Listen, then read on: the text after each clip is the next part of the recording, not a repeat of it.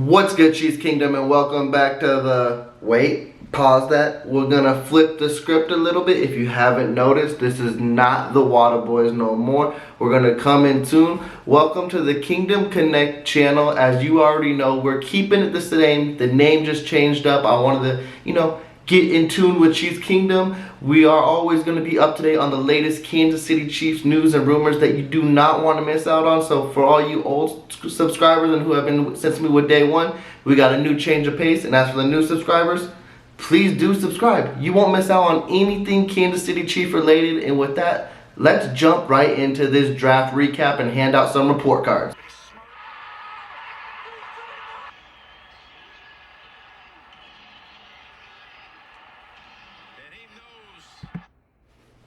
Let's jump right into this now. We already know I've dove so much into the draft throughout the previous months, leading from January, February, March.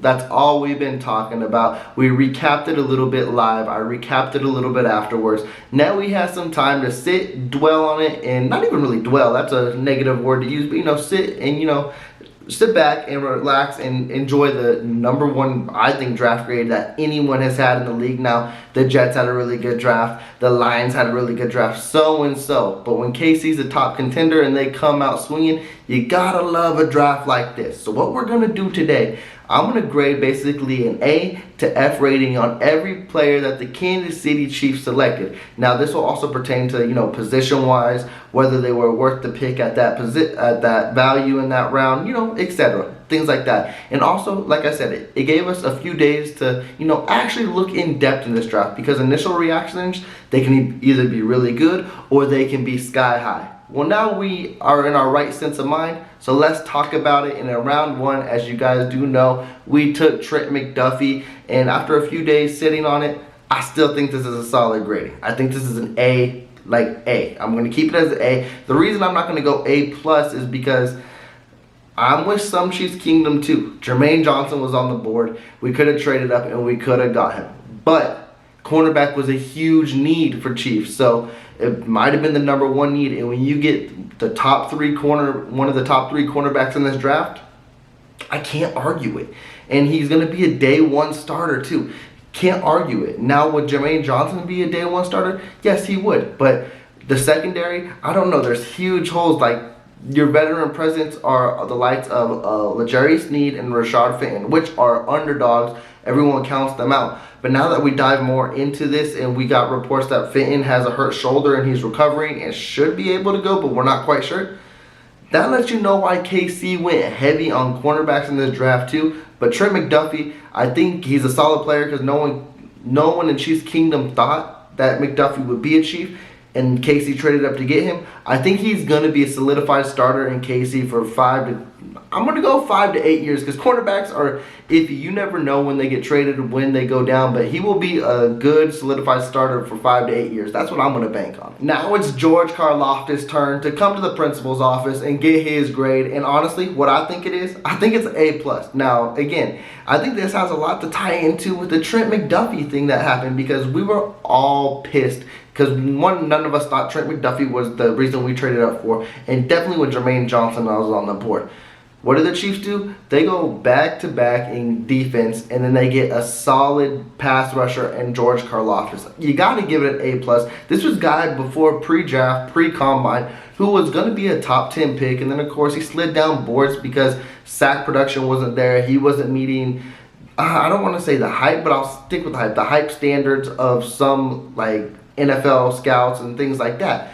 But you got to look at it this way too. He was the number one rusher in Purdue, so he was facing a lot of double teams. He still got a lot of great production, good in the run game, still had some sack production too. And now in KC, if the likes of Chris Jones and Frank Clark handle their guys, George Karlaftis isn't seeing double teams, so we can see a defensive rookie of the year candidate. I don't know. I'm just going to throw it out there. He's going to have his chances. They brought him in here to rush the passer and stop the run. Watch him show out. Now it's time for Skyy Moore to get his grade. And again, this is another one too where Chiefs Kingdom, including myself, is like, what the hell is Brett Veach and the Kansas City Chiefs doing? George Pickens is on the board. Skyy Moore is on the board at pick 50. They trade back 4 spots, and we're like, well, we're about to lose both of them because the Colts and Steelers are picking. We did lose out on George Pickens. I don't even know if he was the initial guy, but we got Skyy Moore. And that's what makes this pick an A+, because Brett Veach is like, I don't know if he's just that good in the league, if he knows how to read every other GM's mind. But the fact that your guy was there at pick 50 and you knew you could trade 4 spots back to still get your potential wide receiver number 1. Not saying rookie year, because I know it takes a while to develop for these receivers to develop Andy Reid's playbook, but he will have a lot of play inside the slot. And I think I mentioned defensive defensive rookie of the year. Could Skyy Moore be offensive rookie of the year? I'm gonna tell you right now, I'm gonna put $10 on that, because he's at 12-1 odds to win it, like on the lights of all these other guys.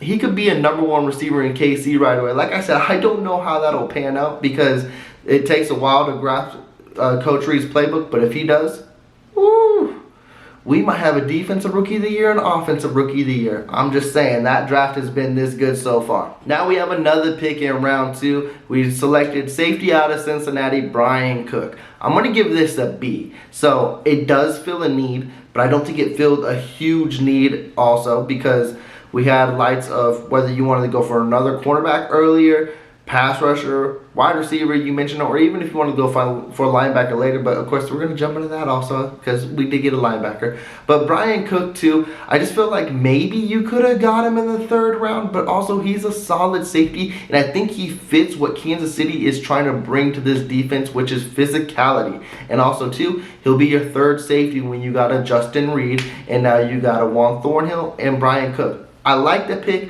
I'm just not as high on it as the other ones, but I still think a B is a solid grade. Now we're hopping into the 3rd round, at the end of the 3rd round, and this guy is already becoming a fan favorite. He's already got Chiefs Kingdom and Arrowhead yelling and chanting, and that is Leo Chenal. And this is an A+ for me. It really is. Like, one, it fills that 3rd linebacking need, and he might end up being the best linebacker on the team. And that's saying a lot too, because Nick Bolton hit the ground running. Willie Gay, he has all this potential, but he still has made an impact on this team. And now Leo Chenal come in. What did he say he gonna bring to this team? Violence and physicality, man. That's it. I am addicted to hitting people. I love it. I can't get enough. Exactly. He's going to be fun to watch. He's going to bring that violence, and he's going to bring that physicality that Chiefs Kingdom is so eager to see. And man, just if you're going to watch anyone's highlight in this draft class for the Kansas City Chiefs, you might want to start with him, because you won't turn the next video, because he's so much fun to watch, and I'm eager to see him play. And he's going to give 49, the number, a new redemption. Now we're diving into the 4th round. And we got a sneaky quarterback from an HBCU school, Joshua Williams. And this pick just keeps growing on me. But I'm not going to be too biased and throw another A out there, because that's not going to be nice to the NFL for Kansas City just to keep trumping every pick. It might be though. And it's Joshua Williams. He is an exciting cornerback. I love it. I love his play too. And one thing I love most about him, if you guys haven't checked it out yet, go check out his interview on Good Morning Football before like the draft. I think it was like the combine process, and him talking about how he's handling all the scouts. This guy literally showed up on set, all suited up, looked professional, very humble, but also you can tell he a baller too, and you can tell he wants to be one of the best defenders in the game. He reminds me a lot of the selection when we got L'Jarius Sneed. If you could get 2 underrated cornerbacks in the 4th round, how could you not give it an A? But I'm going to stick with a B+, because I'm not going to throw it that far down on him. Now this next pick, you got to give it an A+, because if you give him anything less, he might really come in and beat your ass. And that is Darian Kinnard. When you talk about physicality, and that's all we was talking about on the defense side of the ball, this guy is a nasty right tackle that you do not want to mess with. And I think he's going to win the job. I just really think that's how it's going to go. Like, I love Lucas Niang, and I love the potential, but that injury bug, if that just keeps lighting him back, Darian Kinnard is going to take over, and then you have your whole offensive line set. for Patrick Mahomes for the next 5 years. Just think about that. What Brett Veach has done last year, and then get that missing piece at right tackle, and to be set for the next like 5 to 10 years. You gotta be joking. Mahomes has gotta be loving life. How could you not give this an A+? And if you don't, say it to his face. I dare you to. Now we're diving into the 7th round, and this is where things get a little iffy because I don't really know too much about these guys. So we're not going to be seeing these high grades because you got a lot to prove. And I didn't want to be that salty and give incompletes out right now because that's a scapegoat. That's what we could do. That's not what we're going to do though. And we're going to go with Jalen Watson, cornerback out of Washington State. Now, I gave him a C+.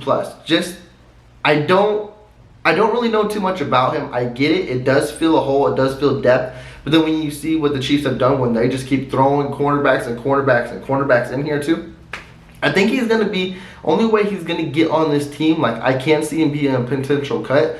Only way he's going to get on this team is special teams, and is if he shows out in training camp and in preseason on the defensive side of the ball as well too. But he's going to be in competition with the likes of Alani Johnson, who I don't think he's got a guaranteed spot either after a trade. You guys got to realize, just because they traded for Alani Johnson, he could still be cut too. They traded a 2024-7. That's like for a bag of donuts. Houston was hungry. They took it. So Lonnie Johnson is still competing. But again, Watson's got to show out against Johnson because Johnson has experience in this league. They both have the same stature. Johnson, I think's athletic ability is like more than Watson. But it's going to be crazy to see how it pans out too. I had to give it a C+ just because there's just not much information I have on the player right now. Our second pick in the 7th round, we went with running back out of Rutgers, Isaiah Pacheco. I'm going to give this one a solid B+ just because I tried to warn Chiefs King on them. I really tried to tell y'all. We was going for a running back, and then you get the best of both worlds, a power and a speed back. Really 5'11", 215, runs a 4.3, 840.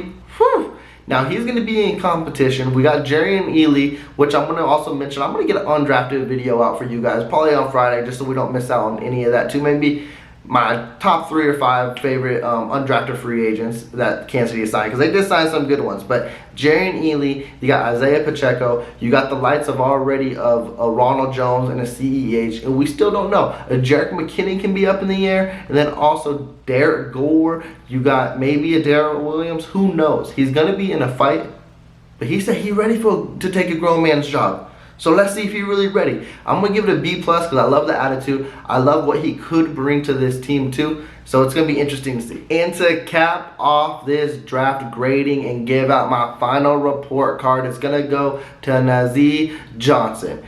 I really probably messed that up, but I will correct it maybe. Or his real name is Nazeeh Johnson, and we're just going to roll with it. But I gave this a C+. Now, I don't know. I didn't know anything about the player before we drafted him. What I think he's going to be a stud on special teams. Like I mentioned in recap videos too, I think he's going to be your Chris Lammons gunner. And I think he's going to excel in that role. And that's going to be the way he's going to get on this team. And I think that's, maybe he gets in that battle with Jalen Watson too, if Watson is fighting for a special team job, which I think he will be. I don't know why, but I feel like I'm just edging Nazeeh to be better. I don't even know anything about the both of them really like that, but something tells me that he's going to kill it on special teams. May I be wrong? I probably will be, but that's why I speculate. With that, we are wrapping up this draft report card style for the Kansas City Chiefs. Let me know some of your gradings down below in the comments too. Let me know how you feel. Let me know which rookies you think will stand out. Do we have a defensive rookie of the year on this team? Do we have an offensive rookie of the year on this team? Is anyone going to get cut from this draft? Let me know down in the comments. Like I mentioned, this is Kingdom Connects. I'm going to be connecting with you guys on a every other day basis. Try to make it every day. Let's see what the news be popping off like. So please do subscribe to the channel. Please do like this video. I'm checking out. Y'all take care.